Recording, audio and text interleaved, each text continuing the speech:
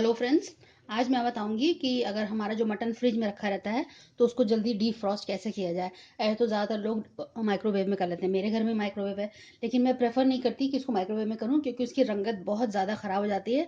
जब आप उसको डीफ्रॉस्ट करते हैं आप देखते होंगे कि बिल्कुल उसमें से अजीब किस्म से पानी निकलने लगता है। उसके बाद उसकी रंगत ही बिल्कुल बदल जाती है। मैं वो बिल्कुल प्रेफर नहीं करती और मैं उसमें करती भी नहीं हूँ। तो जब भी आपको मटन पकाना हो आप उसको फ्रीज़र से निकाल के फ्रिज में रख दें, रेफ्रिजरेटर में। कभी भी रूम टेम्परेचर पे ना रखें, क्योंकि रूम टेम्परेचर रखने के अगर 4-5 आप घंटे रखेंगे तो उससे ये ख़राब हो जाएगा, उसमें बैक्टीरिया डेवलप हो जाएगा और ये बिल्कुल ख़राब हो जाएगा।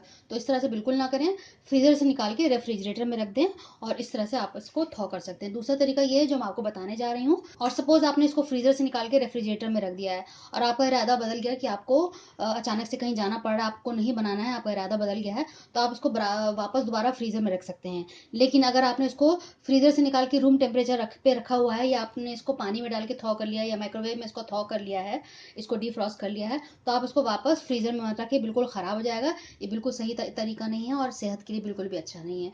अगर आपने फ्रीज़र से निकाल के उसको फ्रिज में रख दिया है रेफ्रिजरेटर में, तो आप उसको डीफ्रॉस्ट दोबारा कर सकते हैं। लेकिन फ्रिज से अगर बाहर आ गई चीज़, आपने उसको पानी में थॉ करा है या आपने माइक्रोवेव में कराई है, जिस भी तरीके से करा है, अगर वो फ्रिज से बाहर आ गया और 4-5 घंटे बाहर रह गया, उसको दोबारा कभी भी फ्रिज में वापस मत रखिएगा।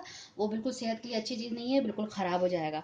तो यही बहुत इंपॉर्टेंट चीज़ें हैं मीट को रखने की। बहुत केयरफुली इन चीज़ों को हैंडल करना पड़ता है, अदरवाइज सेहत हमारी दांव पे लगती है।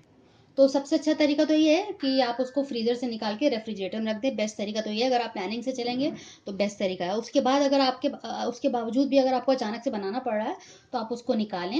एक जो आपको मैं मेथड बता रही हूँ वो कर सकते हैं आप। और बार बार बीच बीच में उसका पानी आप चेंज करते रहें, हर 10-15 मिनट पे आप उसका पानी चेंज करते रहें। तो इस तरह से जल्दी आपका डीफ्रॉस्ट हो जाएगा। तो चलिए मैं आपको बताती हूँ इसको कैसे करना है डीफ्रॉस्ट। क्योंकि बकरीद का गोश्त है तो उसको मैंने इस तरह से फ्रीज करके रख दिया था, छोटे छोटे पैक्स बना के। वन टाइम यूज़ के लिए मैंने पैक बना के रख दिया था। तो इस तरह से मैंने निकाल लिया है। इसमें पानी डाल लें और इसमें 1 चम्मच आप नमक डाल दें और उसको मिला लेते हैं। और इसके अंदर मैं ये गोश्त डाल देती हूँ। तो रंगत भी इसकी ख़राब नहीं होगी, माइक्रोवेव में जैसे हो जाती है करने से, डीफ्रॉस्ट करने से।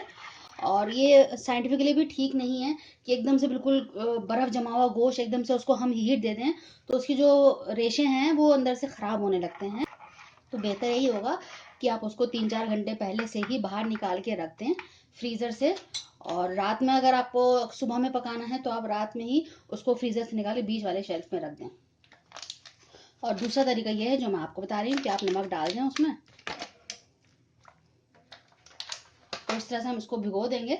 आधे पौने घंटे में अच्छे से ये पिघल जाएगी इसकी बर्फ़ और ये पकाने लायक हो जाएगा। तो यही हमारा एक तरीका था जो हमें आपको बताना था। अगर आपको हमारा ये तरीका पसंद आया हो तो आप नीचे एक लाइक बटन ज़रूर दबा दीजिएगा। नीचे एक सब्सक्राइब का बटन है और एक बेल आइकन। आप नए नए वीडियोज़ को देखने के लिए उनको सब्सक्राइब करें, बेल बटन दबाएं। आपको बहुत तरह की वीडियोज़ मेरे चैनल पर मिलेंगी। अगली बार मिलते हैं किसी नई ट्रिक के साथ या रेसिपी के साथ। तब तक के लिए शुक्रिया। देखते रहिए शहनाज अख्तर खान।